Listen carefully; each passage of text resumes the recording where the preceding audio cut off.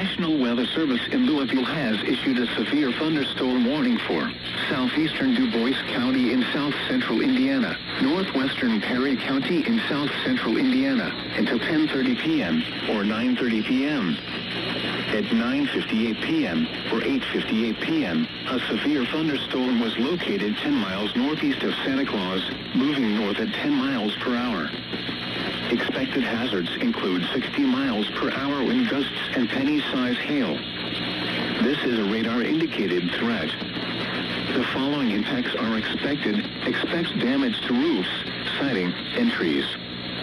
This severe thunderstorm will remain over mainly rural areas of southeastern Du Bois and northwestern Perry counties, including the following locations: St. Mark's, Adoville, Ferdinand, Britsville, Siberia, Mentor, Birdseye, Kiana, and St. Anthony.